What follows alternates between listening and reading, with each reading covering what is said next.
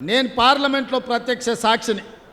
మొన్న బడ్జెట్ సమావేశాలలో నరేంద్ర మోడీ గారు మాట్లాడుతూ తల్లిని చంపి బిడ్డను బతికించిందని తెలంగాణ రాష్ట్ర ఏర్పాటు ప్రక్రియను తప్పుబట్టిండు, తెలంగాణ రాష్ట్రాన్ని అవమానించాడు. అంతటితో ఆగలే.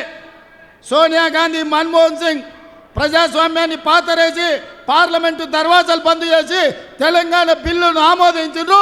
ఆ తెలంగాణ బిల్లు చెల్లనే చెల్లదు, తెలంగాణ రాష్ట్రం వద్దే వద్దని నరేంద్ర మోడీ పార్లమెంటు సాక్షిగా మాట్లాడింది నిజం కాదా?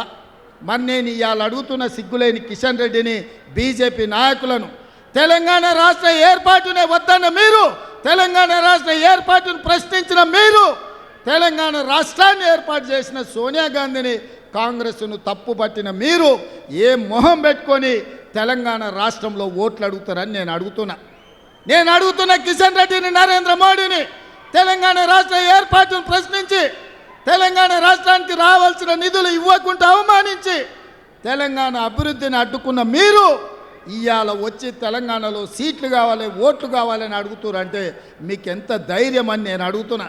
ఇదే కాదు, ఉత్తర భారతదేశంలో కుంభమేళాకు వేల కోట్ల రూపాయలు ఖర్చు పెట్టారు.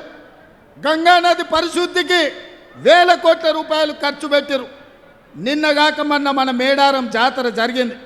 ఇప్పుడే మా అక్కని సీతక్కని అడిగిన, అక్క మేడారం జాతరకు కేంద్ర ప్రభుత్వం ఏమిచ్చిందంటే ముష్టి 3 కోట్లు ఇచ్చిండ్రు, మనం అవి ఆడుకోలేదు, 150 కోట్లు మన రాష్ట్ర ప్రభుత్వం ఇచ్చిన ఖర్చు పెట్టి మేము అభివృద్ధి చేసామని అక్క చెప్పింది. నేను అడుగుతున్న కిషన్ రెడ్డి, కుంభమేళా కోసం వేల కోట్లు ఖర్చు పెట్టుకునే మీరు మా ఆదివాసీ బిడ్డలు దేశం నలుమూలల నుంచి 1.5 కోటి మంది వచ్చే మా మేడారం జాతరకు ముష్టి 3 కోట్లు ఇస్తారా? 3 కోట్లు ఇచ్చే మీకు మేము ఓట్లేసి సీట్లు ఇవ్వాలనా? ఇదేనా మీ నీతి, మీ జాతి అని నేను కిషన్ రెడ్డిని అడుగుతున్నా. మేడారం జాతరను కుంభమేళాలాగా జాతీయ పండుగ కింద గుర్తించండి అంటే మేము ఇవ్వము, మేడారం జాతరకు జాతీయ గుర్తింపు ఇవ్వంపు అని కిషన్ రెడ్డి అక్కడ మేడారం వచ్చేసి చెప్పిపోయింది. మా మేడారం జాతరకు జాతీయ గుర్తింపు ఇవ్వని సన్నాసులారా, మా మేడారం ప్రాంతంలో ఓట్లెట్లు అడుగుతారు, మా ప్రజలు మీకు ఓట్లెట్లు వేస్తారని నేను అడగదలుచుకున్న ఇవాళ. అందుకే మిత్రులారా, ఇవాళ మోడీ కేడీ ఒక్కటైనరు.